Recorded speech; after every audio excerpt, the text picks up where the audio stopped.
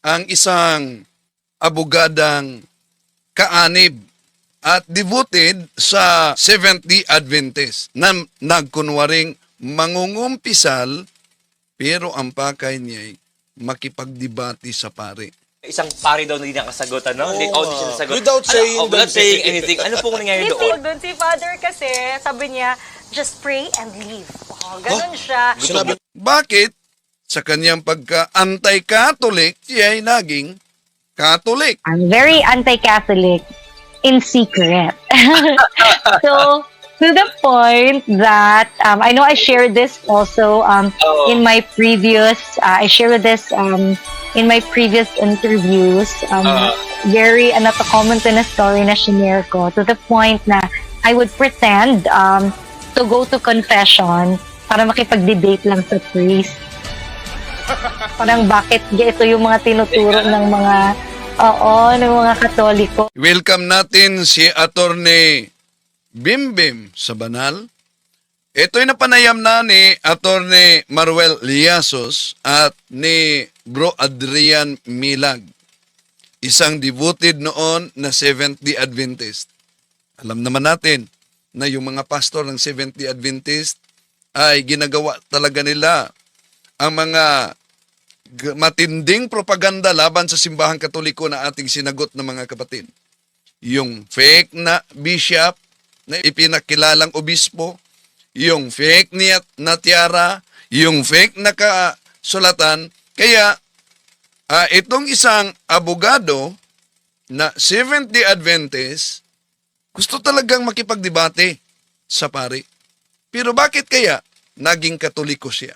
Samahan ninyo ako. Kasi umalingan, pag palaging inulit-ulit ay magmukha talaga ang katotohanan para sa ating mga kapatid na kulang ang kaalaman. Ang pagkadaya ay maranasan sa iba't ibang paraan.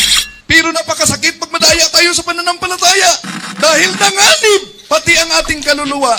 Viva Cristo Rey! Pro Dio et Ecclesia! Welcome. Ito inyong lingkod, Brad Wendell Talibong, muli makasama ninyo sa pagkakataong ito. At kung bago lang kayo sa ating channel, inaniyahan natin na maghikayat sa ating mga kapatid na Katolikong magsubaybay. At kung bago lang kayo, huwag kalimutang mag-like, huwag kalimutang mag-subscribe, huwag kalimutang pindutin ang bell button para updated kayo sa ating talakayan at mag-comment mga kapatid. At habang nag-live tayo, pwede din kayong makasuporta sa ating channel sa pamamagitan ng super chat sa YouTube. At malaking tulong ang inyong suporta para sa ating channel sa propagation, mga kapatid. Welcome at tunghayan natin itong istorya ng buhay ni Attorney Bimbim sa Banal kung bakit itong isang napakaantay na Katoliko. Alam niyo naman kung bakit antay na Katoliko. Ang Seventh-day Adventist, gumagawa talaga ng propaganda. Isang peking obispo, kung balikan natin, pinakilalang obispo. Ipapakita ko sa inyo, para po kayo na mismo, kasi sabihin nyo, gawa-gawa ko lang, ang kardinal mismo o bishop ay naghamon sa inyo, sa akin, sa ating lahat. Tulungan lang daw siyang maghanap from the Bible and Bible alone na nagsasabi ang linggo ay dapat ipangilin. Magbibigay siya ng premyo sa iyo ng $1,000. Paki-play, please.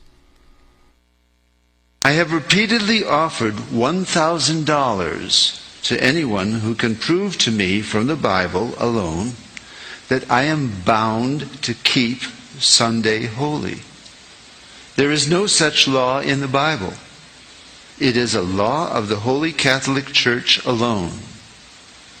The Bible says, "Remember the Sabbath day to keep it holy."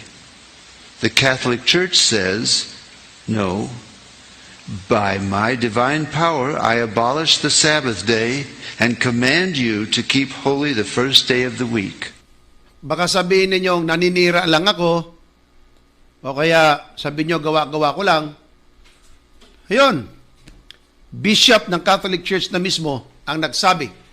So, Sa mga di alam mga kapatid, lalo na sa mga inosente, kung isang pastor ng Seventh-day Adventist gaya nito na nagsasabi, bishop ng Catholic. Pero pag susuriin, hindi pala, ano ang palusot na nila kung balikan natin? Sabi ni Mr. Talibong, ipinakilala ko raw na yung bishop na nagsasalita ay ipinakilala ni Mr. Dizon. Mr. Talibong, hindi ko pinakilala na yung tumayo doon na aktor, yun talaga ang bishop. Oh, actor para yon, hindi bishop, no? Pero alam niyo naman. Kaya di tayo magtaka na yung ibang mga inosente devoted na Seventh-day Adventist tulad dito, balak talagang makipagdebate ng pare. Alaman ni attorney yung day ba kasi parang nakipag-usap ko na sa mga pare. And then nag-observe kasi sabi mo nag-misa kuno kayo. Yung pala parang Yes. ino-observe nyo talaga. But when was the day yung talagang finally na sinabi nyong mukhang dito? Pero Father Hans, bago magtuloy yan din, nabanggit kayo na may isang pari daw na hindi nakasagot, ano? Hindi siya nasagot. Without saying without saying anything. Ano pong nangyari doon? Anong tawag doon? Si Father kasi, sabi niya, just pray and leave. Ganun siya. Sinabi ni Kasi Father? usual, gutom na yun. Just I'm very anti-Catholic in secret. So, to the point that I know I shared this also in my previous I shared this in my previous interviews. Very comment na story na shinare ko to the point na I would pretend to go to confession para makipag-debate lang sa priest. Yung parang- So, interview ito ni Bro Adrian Milag. At huwag niyong kalimutan din na mag-subscribe kung hindi pa kayo nakasubscribe sa channel ni Bro Adrian Milag. Dami kayong matutunan mga kapatid. Ngayon, tunghayan natin mga kapatid ang interview. Siguro ilan sa inyo nakapanood na nito ni ang kapatid Adrian Milag kay Attorney Bimbim Sabanal, isang napaka-devoted na Seventh-day Adventist noon. Pero bakit ba siya'y ganap na naging kaanib sa simbahang Katoliko? Tunghayan natin. Napakaganda ng ating magiging talakayan sa ating magiging guest share for today. At I'm sure sobrang kayong mabibless at ma-inspire for another conversion story. Ang kanyang buhay ngayon ay talagang magbibigay inspirasyon sa ating lahat at magpalalim sa pananampalatayang Katoliko. At mga ka-faith, make sure na i-share po natin to sa ating mga friends and relatives dahil sobra silang ma-inspire dito sa ating guest for today. So ang ating panauhin ay isang abogada at personal development coach na nagtuturo sa mga aspiring beauty queens para manalo sa mga pageant. Ngunit higit pa rito siya ay isang At bago natin ituloy, huwag din niyong kalimutan na magsuporta at mag-subscribe sa channel sa mga kasama natin, lalo na ni Ka Bornok. Okay, tuloy natin itong introduction ni Bro Adrian Milag kay Attorney Bimbim Sabanal. taong naglakbay mula sa pagiging isang tapat na Adventist patungo sa pagbabalik loob sa simbahang Katoliko. Ang kanyang kwento ng conversion ay puno ng mga aral at inspirasyon na tiyak na makakatulong sa ating lahat na lalong maunawan at ma-appreciate ang ating pananampalataya bilang mga Katoliko. So mga ka-faith, pinagmamalaki nating ipakilala ang ating panauhin, si Attorney Bembem Sabanal. I'm sure sobra ka ma-inspire sa kanyang story for today. So mga ka-faith, please all welcome Attorney Bembem Sabanal. Ayan. Hi! Brother Hello. A, sasabihin ko lang, yung yung tungkol sa beauty queens, mukhang matagal-tagal na tayo hindi nakakapag gawa nun. But, nagko-coach tayo para sa mga TV at mga radio commercials. Wow. Yan. Yun yung bago. Well, for quite some time na rin. So, tama, no?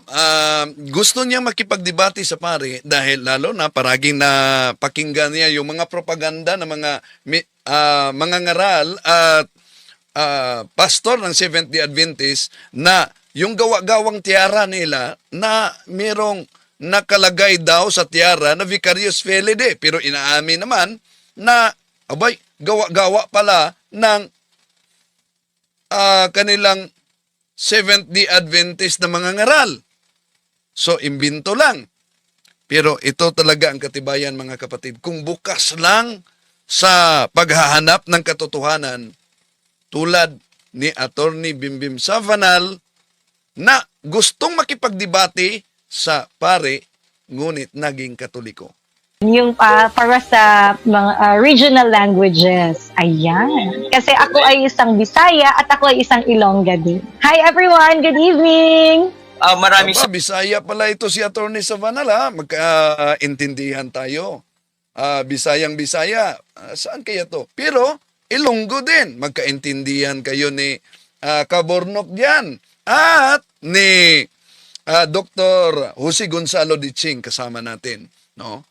Ilonggo yon. Okay, tuloy natin. Salamat po, attorney, sa pagpapaunlak mo sa invitasyon na to dahil, ayun nga, sa dami mo nang ginagawa, di ba, ang dami mo mga racket, pero nandito ka pa rin para mag-inspire sa ating mga ka-faith, para i-share ang naging buhay mo, ang naging journey mo pabalik ng simbahang Katoliko. Yes, of course, Brother Ray. So anything to invigorate, alam mo yun, revitalize yung journey sa isang pagiging Katoliko. Any opportunity to inspire, lalo na yung mga cradle Catholics, I will really grab it. Kasi I believe na natin yun assignment natin yun, na sinabi talaga ni Lord na mag-evangelize saglit tayo. You have to really share. We have to share our journey, share what it is that we have learned sa pag-journey natin with Him. Sa ating mga viewers for today, so okay lang ba? Batiin muna natin sila, attorney. Ayan, sa mga yes. Of course. I said, good evening everyone. Kanina, I'm gonna say it again. Magandang gabi po sa inyong lahat. And I really hope that I get to share something that's going to be useful and inspirational para din sa inyong faith journey. Yeah. Ayan. Actually, bigyan ko lang yung background, mga faith. Ang tagal ko nang napanood yung naging story ni attorney nun. Kaso nung mga panahon na yun, parang nakikita ko parang medyo busy siya, ganyan. Kaya medyo nahihiya akong invite siya eh. Pero itong mga nakarang buwan, meron akong... Actually, hindi ako mahilig sa mga teleserye, ganyan. Pero may napanood ko yung sa GMA. Very interesting yung palabas, ganyan. Nitong nakarang araw, bigla ako nagulat. Parang sabi ko, parang kamukha to ni, yung dating Adventist, ganyan. Tapos nung binerify ko, so siya nga yun. Kaya, yun, naalala kita, attorney. Kaya, inimbite kita ngayon. Sabi ko, hindi ko nagpasit ito opportunity. May time na, no? Kasi ibig sabihin, may time na siya kasi. Nag-guess na. Nag-ano na nga nag-TV na. Ibig sabihin, may time. Ayan, nandito ka ngayon, attorney. So maraming salamat. Thank you for the invitation. Usapan natin yan, spill the tea. Kung sino nga bang pumatay kay Gustavo, di ba?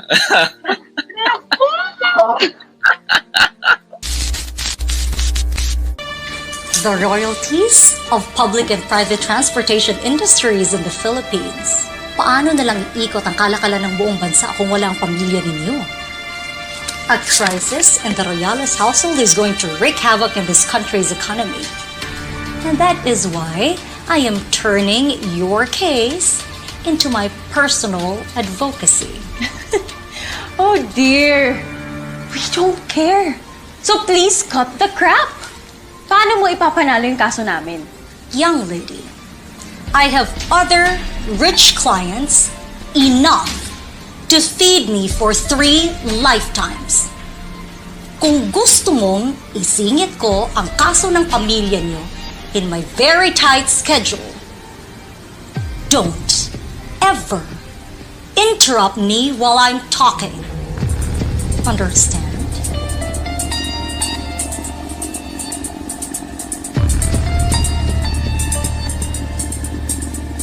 Based on Article 919 of the Civil Code of the Philippines, mayroong 8 grounds ang itinalaga ang batas for an heir to lose his right to his inheritance. At ang pinakamagandang ground ay ang una na pwede nating gamitin. Which is?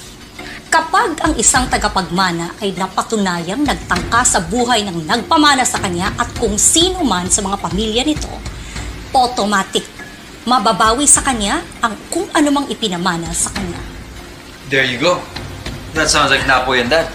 While it's good to know na meron naman palang provision ng batas that works in our favor, ang tanong, what are the solid steps that we're taking to take advantage of it? That's a valid point. If we're taking that route, you better give me strong armories upang samahan kayo sa legal battle na gusto nyo mapanalunan natin. I've handled several cases like this. Kayang-kayang mapatanggalan ng mana ang kapatid ninyo sa labas.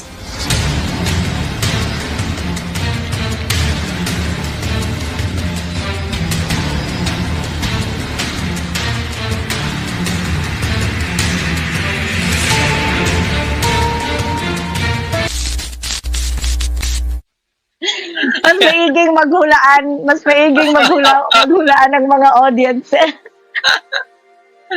Pero sige, magbibigay ako ng ano. Hindi pwede magbigay ng clue. Grabe.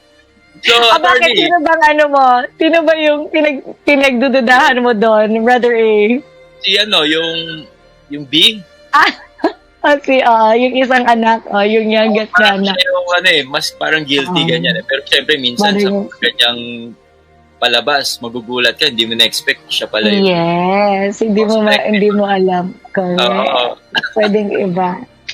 O kayong Kaya, patuloy na magsubaybay, Brother A. Continue watching. Tama. At ano ang talagang papel mo doon, attorney? Di ba? Ayun na nga. Attorney pa rin.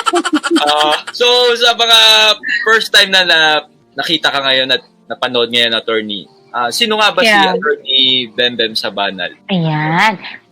Ako ay isang Ilongga at Bisaya. Like I mentioned earlier, lumaki po ako sa Mindanao, sa Dipolog City. Dipolog pala ito, ha?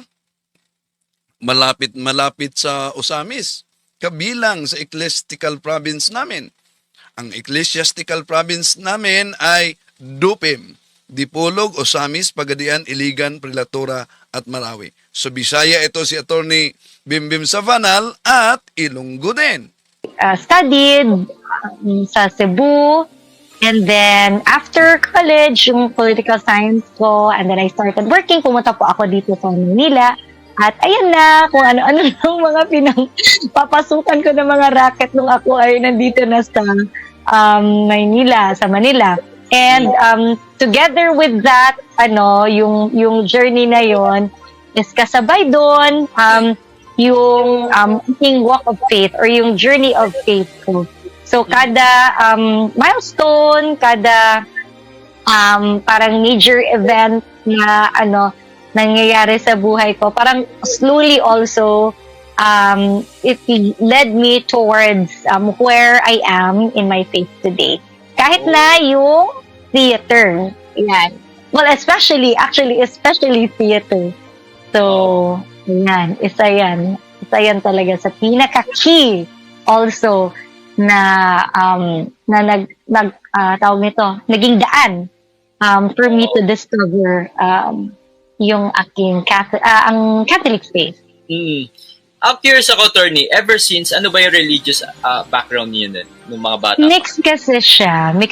So I have so much respect for my Seventh-day Adventist background, my grandparents who raised me in that religion. Tapos, yung sa side naman ng mother ko, Baptist, and then, of course, I'm also surrounded, as I got older, I'm also surrounded with evangelical friends, so iba-ibang denominations. So, I'm super exposed to a lot of different religions. But on top of that, yung not just Christianity, actually, so I also got exposed to yung ating mga Buddhist friends. I also have I had to understand also where they're coming from kasi kung if you get into a discussion with them, so syempre alam mo yun, kailangan maintindihan mo rin kung saan sila nanggagaling kasi so I have Muslim friends also, so I had to really understand because nagkakaroon talaga ng deeper connection kapag yung relationships, when you get to the point of discussing na yung inyong religious faith. So, ibig sabihin, mayroon ng tiwala, di ba? So, syempre, para maintindihan ko kung saan sila nanggagaling, kailangan ko rin intindihan yung mga paniniwala nila. So, yun. So, bali ever since, talagang lumaki ka Adventist. Tama, attorney? Very exposed to the Seventh-day Adventist practices kasi yun talaga, when I grew up, dun talaga kami nag-attend ng church. And then, kasi although my mother was Catholic, kasi nung nag-asawa na sila ng tatay ko, hindi na rin siya ganoon kadalas na pumunta doon sa Catholic Church. Although meron akong ninang na sinasama-sama ako lagi. Kaya nung maliit pa ako, nakapasok naman ako sa sa Catholic Church. So, because of that ninang of mine, I was actually baptized in the Catholic Church, in the Catholic faith, when I was really little. But I also got dedicated ulit sa Seventh-day Adventist Church. So, yun. Yeah. So, ganun ang background, ganun ang pangyayari. Pero yung mas naging upbringing mo is Adventist. Yes, very talaga. It's very Seventh-day Adventist talaga.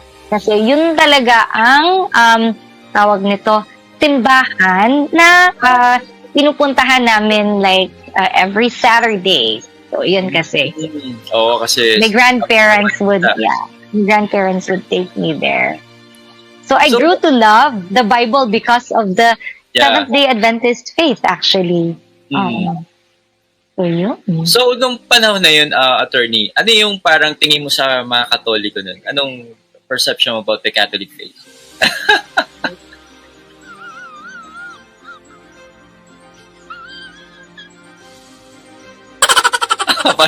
So, I'm sure. yeah, because I already shared this before. Siyempre, nag-repent na rin naman ako about this. Yeah. Of course, I used to think of the Catholics as idolaters. Ganun talaga. Yes. Catholics are idolatrous. Tapos, Catholics are, the Pope, is the beast, the Revelation. Tapos, yung mga ginagawa ng mga Catholics are very, sinful, ganyan, and that, the Catholics will not be saved. They need to be saved because everything that they believe is wrong. So, yun. Ganon yung tingin ko. But, when I further studied, kasi there are books kasi na published by the Seventh-day Adventist, written by Ellen G. White, that they're the prophet, na pinaka-prophet ng Seventh-day Adventist. So my exposure to those books at a very young age really cemented my belief of like how evil the Catholic Church is. So parang even if I wasn't very vocal about it, I was actually anti-Catholic. I'm very anti-Catholic in secret.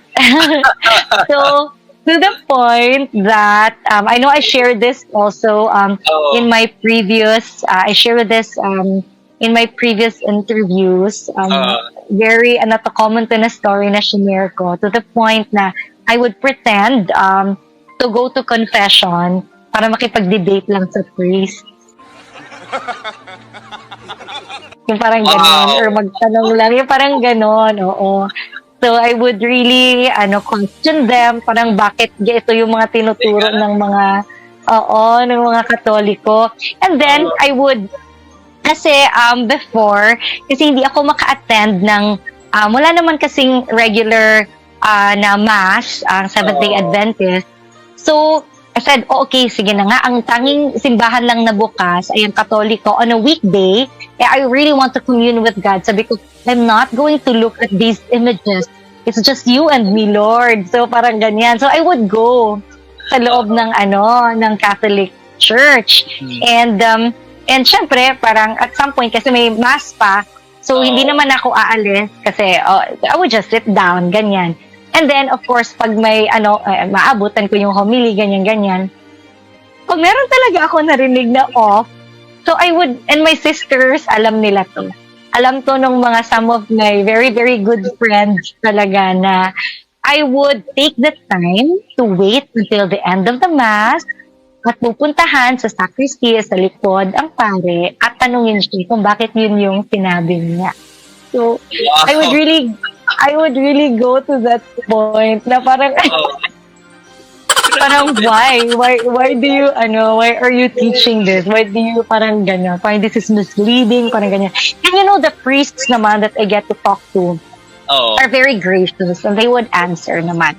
Pero yung I think the one last time talaga na may na-meet ako na priest na who really lost it. And when I say lost it, like parang na-off talaga siya dun sa ginawa ko. It was in Don Bosco. So I'm not sure if he's still there, but this was a long time ago.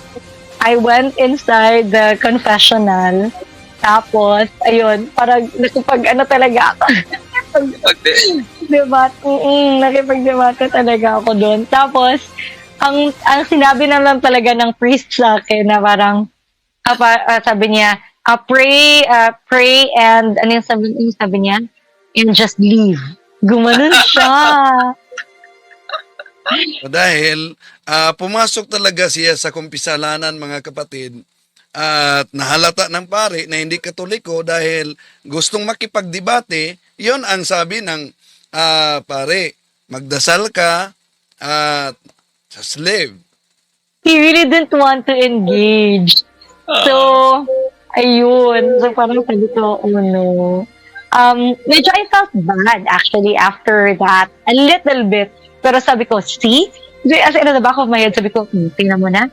He doesn't want to engage. It means he's teaching a lie. Parang ganun. Wow. Curious ako, attorney. Ano yung madalas na tinatanong mo sa loob? Yun. Magiging leksyon din ito sa mga kaparian na walang background ng apologetics, no? Dahil sa totoo, marami talagang mga naghahanap at uhaw ng apologetics.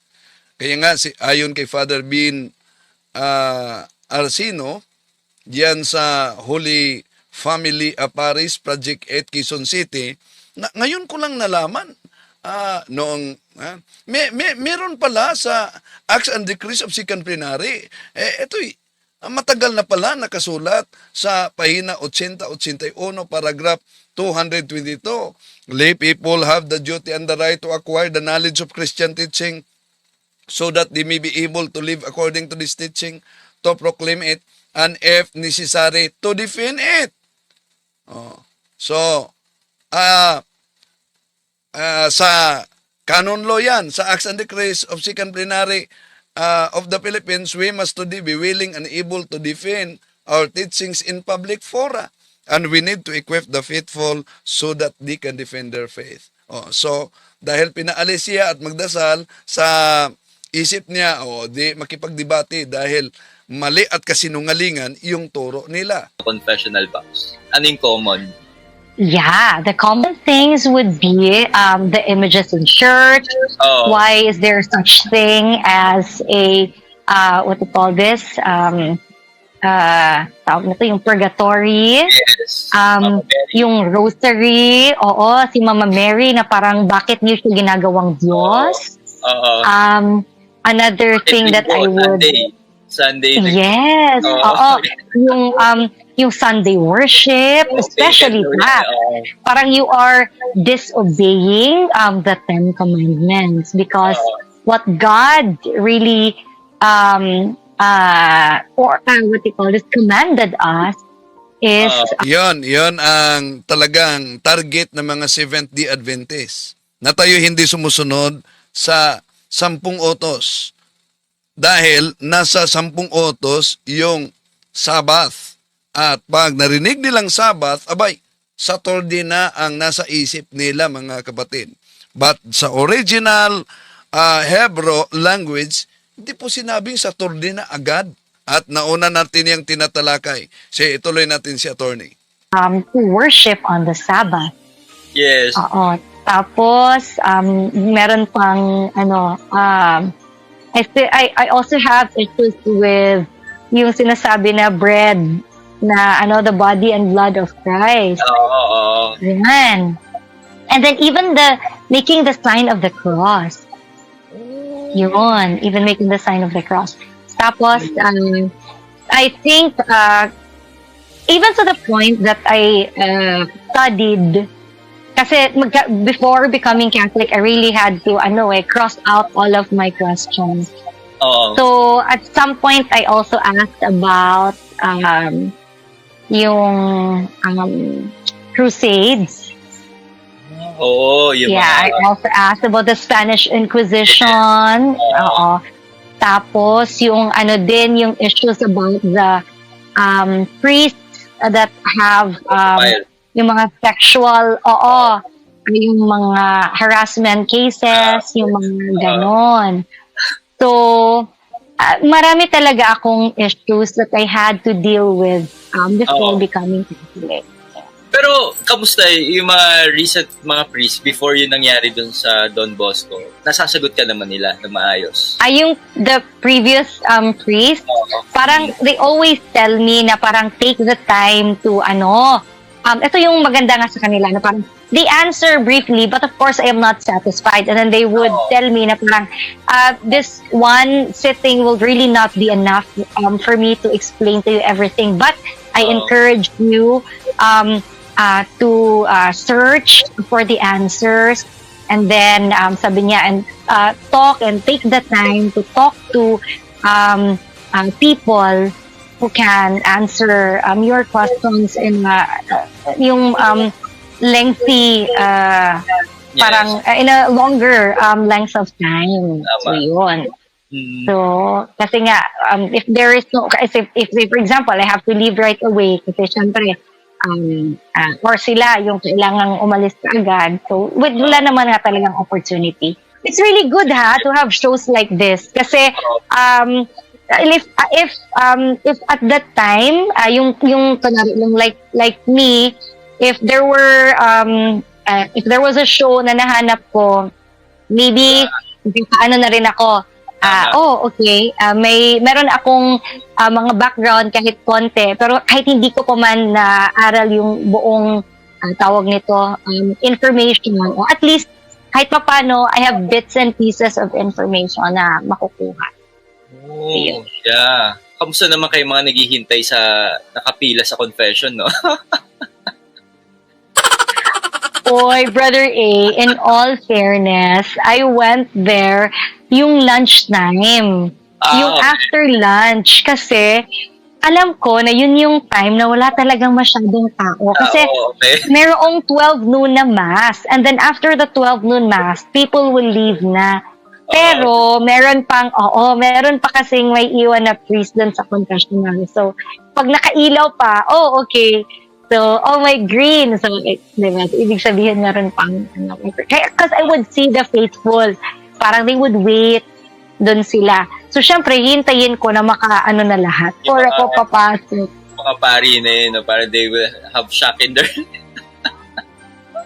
So, saan mo kinukuha yung courage na yun, attorney? It's really coming from a genuine place of wanting to make people understand that hey, you have to study the right faith. You have to, kasi you're wrong. Parang ganon. Kasi ganon ako pinalaki na mali. So, kailangan na, alam mo yon, you have to tell these people that they're wrong so that they will also, tawag nito, understand. At ma-discern nila at sila mismo ay mahanap din yung totoong simbahan. Which is, for me at that time, is the Seventh-day Adventist. Yeah, but I was only limited to the materials made available to me doon sa Seventh-day Adventist Church. Of course. Yeah. Yun lang naman. meron, ang available. Yes. Kasi di ba yung mother mo is Catholic. So paano, alam niya ba, aware ba siya sa mga ganitong Yung nangyayari? pinagagagawa ko, syempre hindi. When we were little, she taught us to pray the rosary. But she taught us to pray the rosary when we were still little. Of course, as we got older, syempre iba na yung namin kasi, ay nako, bad yan. Repetitive prayers, that's vain. So ganon. So, hindi na. Syempre, hindi ko na what do you call this? Hindi ko na tawag nito, pinapray ang rosary. Yes. And then, given that my grandparents, well, especially my grandmother, was with us, living with us. Kasi wala na yung grandfather ko noon. Growing up, when he was already in high school, I was just really with my grandmother. Tawag nito, yung teachings, yung my exposure talaga sa teachings, puro lang, puro Seventh-day Adventist lang. So kung merong questions about the Catholic Church, ang sumasagot sa akin ay hindi isang Katoliko, kundi isang Adventista. Parang, so para ang dating nun is that, if there, in court, diba, if there is kung may isang kriminal, diba, the person is given an opportunity to explain, di ba, their side, to give their defense. Pero during that time, and a lot of times, actually, this is what I have observed, ang Catholic faith, or ang mga Catholic faithful, ay walang opportunity, actually, to explain their side. Kasi judgments are already made, but nobody asked them, parang, why do you believe this way? And then, what's even sadder, marami po tayong kapwa Katoliko na hindi rin alam kung ano ang isasagot sa mga tanong. Because a lot of the Catholic faithfuls here in the Philippines ay mga cradle Catholics.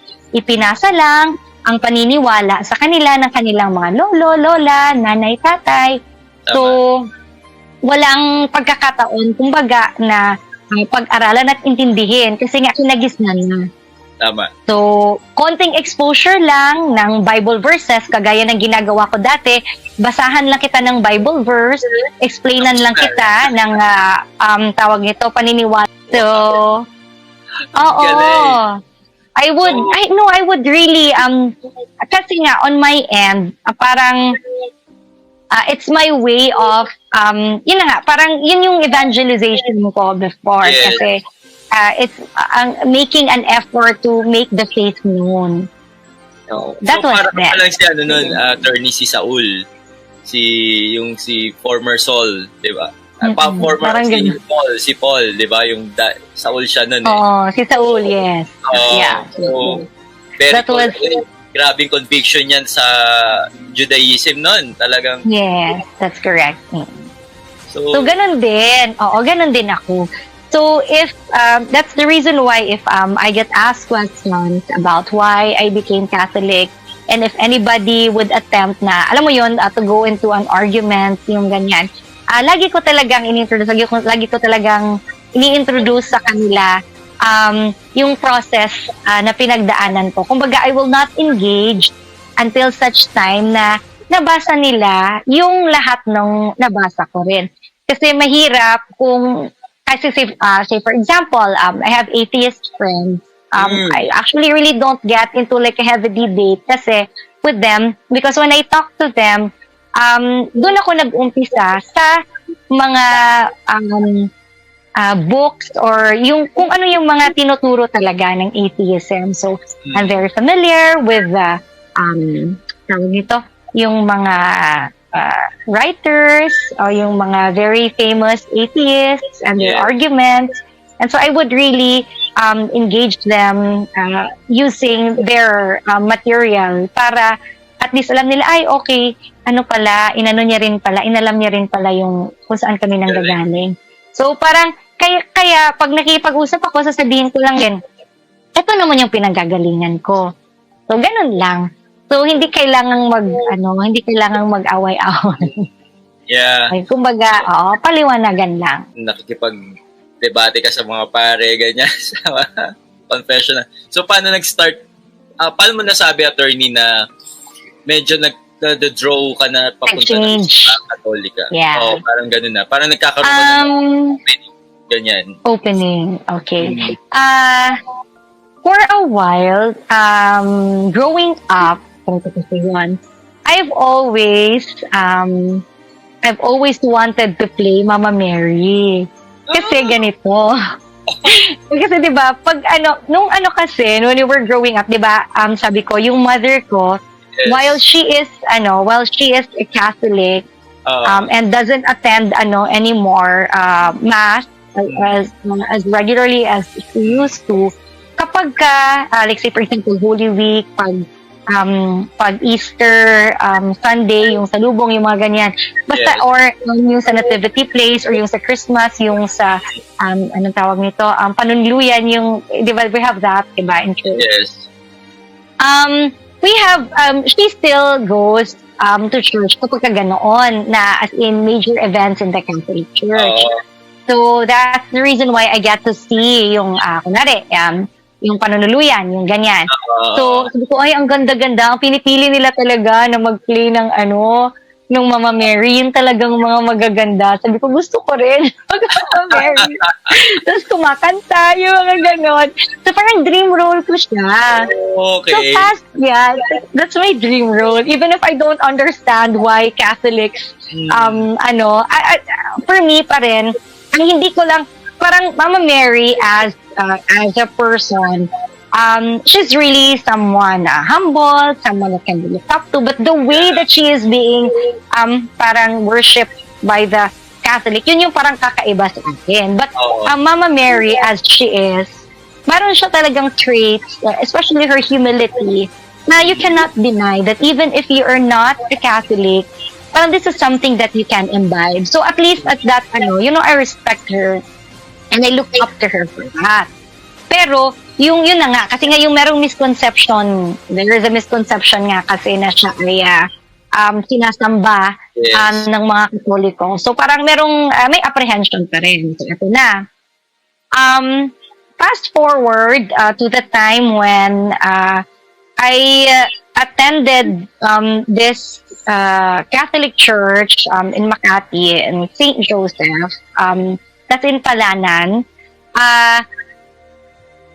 Like I said before, diba, na parang, I would go to church on a weekday kasi nga, hindi naman open yung Seventh-day Adventist church, right? So, this was already the time na parang, I already get to attend, like mass. If only lang to have this communion, kahit na nga, yun, di ba? Kasi nga hindi naman talaga ako Katoliko. Pero at least nakakapunta pa rin ako at communication, diba? Kasi sabi ko, I will just ignore these images, but it's just me and the Lord, di ba? When I go inside the church. And then, nung lumabas ako, bigla akong in-invite ng isang tita na parang, basta out of nowhere, she just said, do you want to sing in the choir? As in, out of nowhere talaga. Do you want to sing in the choir? I mean, how would you know that I would sing in the choir, di ba? So anyway, sabi ko, okay po, sige po, I would love to join. So kasi parang bagong lipat pa lang din ako doon sa that place. So, okay, sabi ko, I'll join. O, edi, eto na nga, I joined the choir. Fast forward to 2 or 3 years later, I got invited. Ito na talaga. As in, another tita in the same choir said, do you want to play Mama Mary? And I was like, wow. What? Oh my God! Wow! Kadingwik. Ay, umuwi ako lagi pag Christmas sa amin, sa Rojas City. But then, at that time, sabi ko, hindi talaga uuwi para mag-Christmas kasi para lang talaga makapag-play as Mama Mary. So,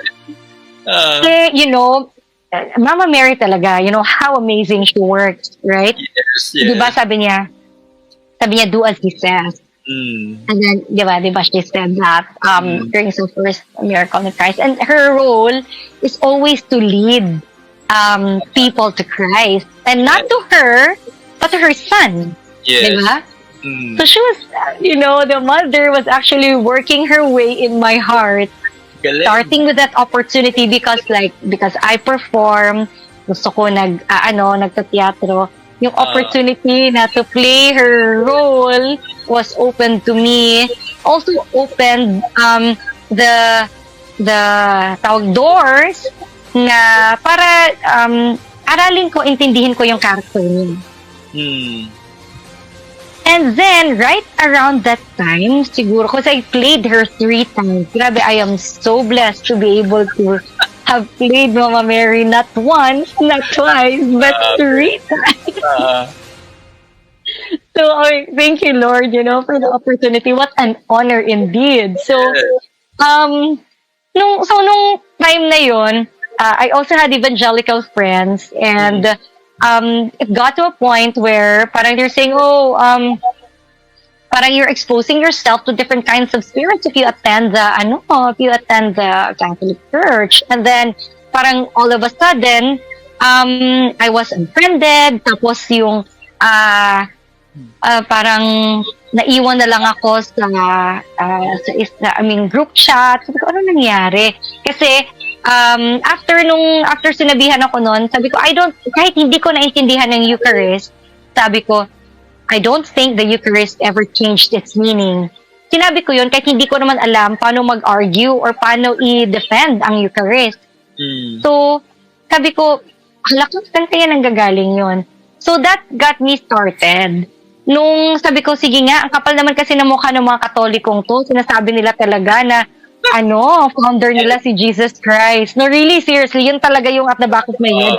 Sabi ko, ang kapal-kapal ng mukha, sabi ko. And since I enjoy history, since I enjoy theology, since enjoy ko yung mga ganon. So sabi ko, sige nga, makapag-research nga. So, I think this was also around the time when I already started na rin to appear on TV. I also had this opportunity already. Kasi hindi naman ako nag-attend ng musical theater or mag-perform. Pero, yun na nga. So, around that time na rin yun, nag-start na ako. To make the long story short, di ba may list ako? I need to crash out all my arguments against the Catholic faith. So I had to really search to the point where I said, maybe I should go to school. I should attend theology classes, or I should attend, at least apologetics man lang, or history, church history, kahit ganun man lang. Sabi ko. So, I came across Attorney Mars, his post about classes, apologetics classes, and I personally messaged him. And nung ma-message ko siya, grabe in-invite niya ako, pumunta ka dito, sa ganyan, meron silang in-offer na classes. So that's all the way pa in Manila. Sabi ko, sige nga, makapag-sit-in nga ako doon. So that's one of the first things na, para dun sa mga PDFs, sa mga videos that I downloaded, the books that I bought, I attended that class. And then because of that, I also got introduced to other classes. Sabi ko, sige nga, tingnan nga natin kung ano talaga yung, kung saan talaga pinagkagalingan ng, anong hugo talaga ng mga Katoliko, parang ganun. But it's really,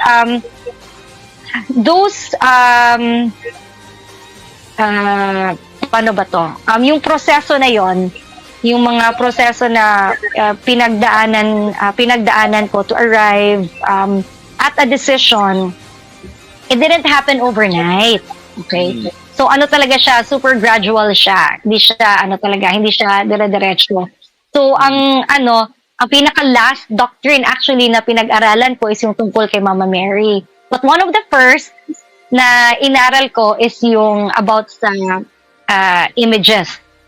So, one of the things that na realize, kasi nga 'di ba, I said na I am I came to love the Bible because of my Seventh-day Adventist background, and I also became Catholic.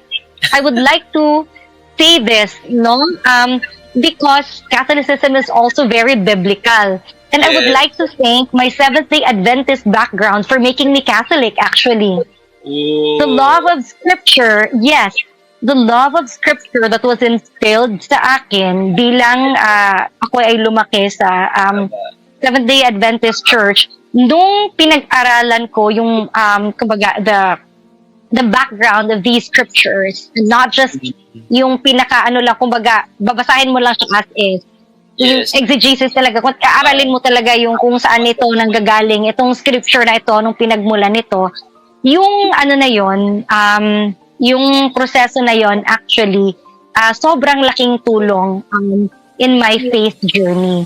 So, my love, again, like I said, and that's the reason why I will always be thankful for my Seventh-day Adventist upbringing, dahil nga yung love ko for scriptures allowed me to actually fall in love with the Catholic faith. And one of the things na naalala ko talaga, especially when it comes to yung sa images in church. Okay, here. I'm pretty sure that you're familiar with the woman in the Bible who suffered Bleeding. 12 years of hemorrhage, bleeding. Yes. So, when I read it, so I think I was in Mass. Tapos bago mag-umpisa yung Mass, meron akong app kasi na merong tawag nito, doon ko binabasa yung scriptures for the readings for the day. So yung nagkataon, yung reading for that day is yung tungkol sa sa woman with hemorrhage, the bleeding woman. Tapos syempre, 'di ba, she lost all her money, and then parang last draw na lang talaga. Sabi niya, pag dumaan si Jesus of Nazareth, sabi niya, mahawakan ko man lang yung dulo or hem of his garment, I will be healed. Yes. So, as in, grabe nag-light bulb, yung parang parang something happened inside me when I read that. Kasi sabi ko, oh my, Catholics, diba, when you touch images, or when you say your prayers, you touch images, diba, in that story, God said, sabi niya, sino ba yun? Sino parang a power, parang may lumabas sa akin, parang something happened here.